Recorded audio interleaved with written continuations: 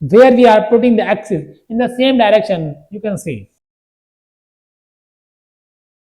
Hello everyone, welcome back to PLUTUS STEM. So today we are going to discuss a very interesting topic, that is conformational analysis of chair form.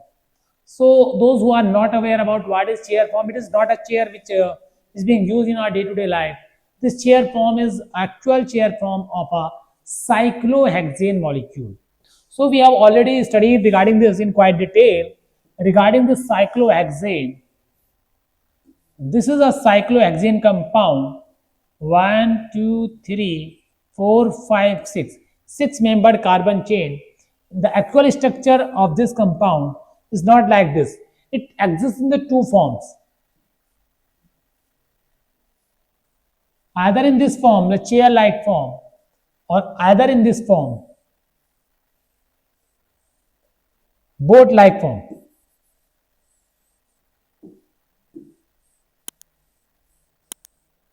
So there are two possibilities are there to exist of this molecule into the chair form and the boat form. So today we are going to discuss regarding in detail regarding the chair form. So in the chair form, we know this is a chair form. 1 carbon,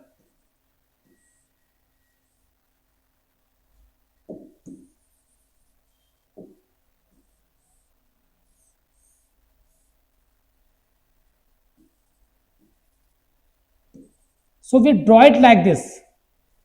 There are 6 carbon are there, but actually the structure is not like this.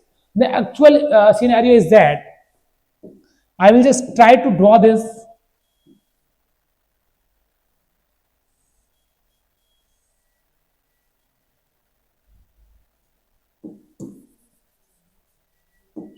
It is not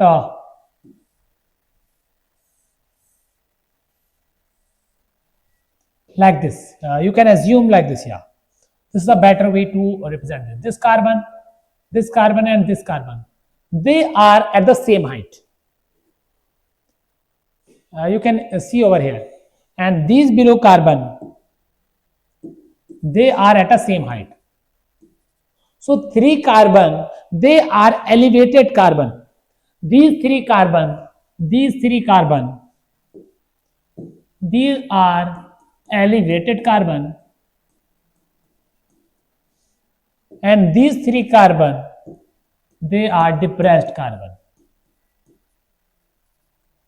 which means the height of upper 3 carbon, they are same, the height of below 3 carbon, they are quite same.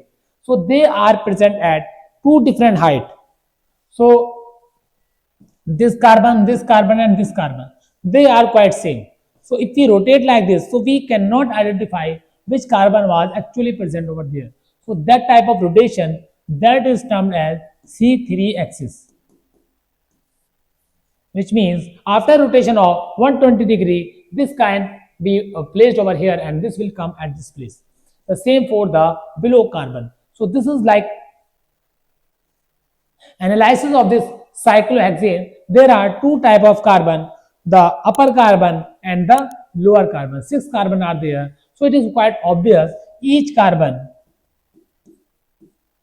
contain 2 hydrogen, which means there are 12 hydrogen are there. So how these 12 hydrogen are being arranged, that is a very interesting thing over here. So I will show you.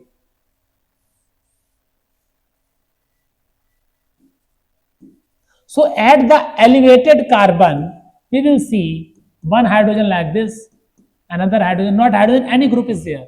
So they are presented like this. At elevated carbon, so each 3 group are in the, you can say, in the state forwards, where we are putting the axis in the same direction, you can see. And for a below carbon, these 3 below carbon, there are again 3 hydrogen like this. So these are 6. So the name of all these 6 hydrogen is axial hydrogen. These positions are axial. And if you visualize another thing over here, So I don't want to complicate by explaining all the things over here only. That's why I'm taking some other picture over here. And regarding this equatorial position now,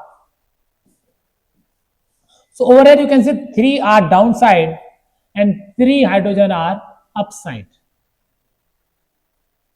Clear? And for this equatorial position, this is downside like this.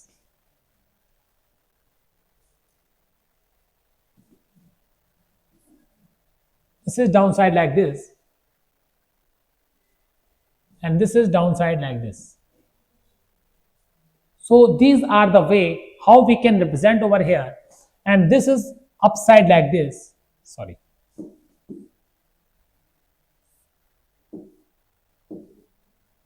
This is upside like this. This is also upside like this. This is also upside like this. So if you visualize over here the upper carbon and below hydrogen, we can visualize these are like this. So upper equatorial position and below axial position. So one carbon. So if you draw combinedly all these, upside, below side, upside, upside, below side, upside, below side.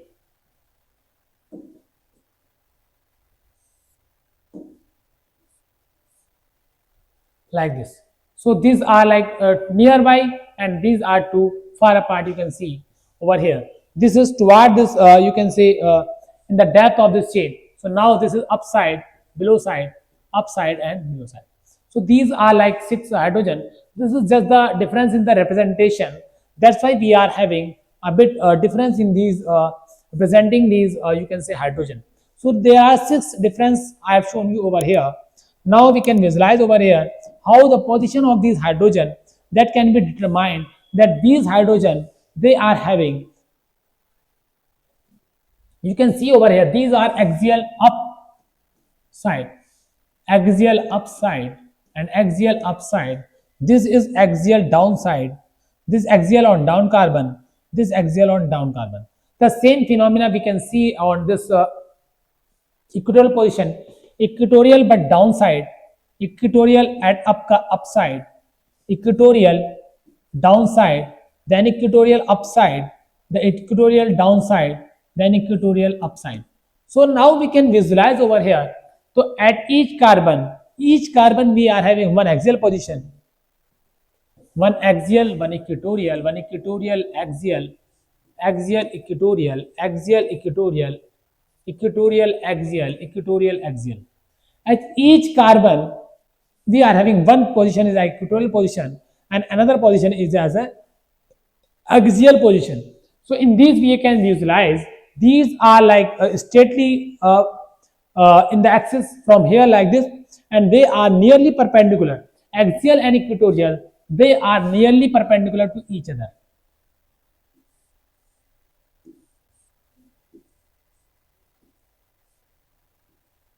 So they are nearly perpendicular to each other. Axial bond and equatorial bond, they are nearly perpendicular to each other. So you can visualize over here, and various reactions they are being dependent on these, which position is more stable, which chair form will give rise to this hydrolysis. Many more we are going to discuss in the prospect of this axial form and equatorial form, upside and downside.